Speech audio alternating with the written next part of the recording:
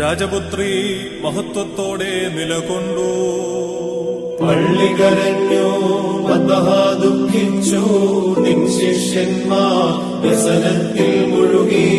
അത്യുന്നതനാം മണവാളാ സ്തുതിയും ദൈവം ചൊല്ലി സ്തുതി പാടും നിങ്ങൾ.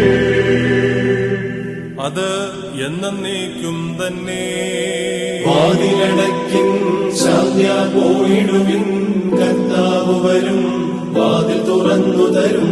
അത്യുന്നതനാം മണവാളാ സ്തുതിയും ദൈവം ചൊല്ലി സ്തുതി പാടും നിങ്ങൾ. നിന്റെ ഹൃദയയാചന കർത്താവ് നിനക്ക് നൽകും.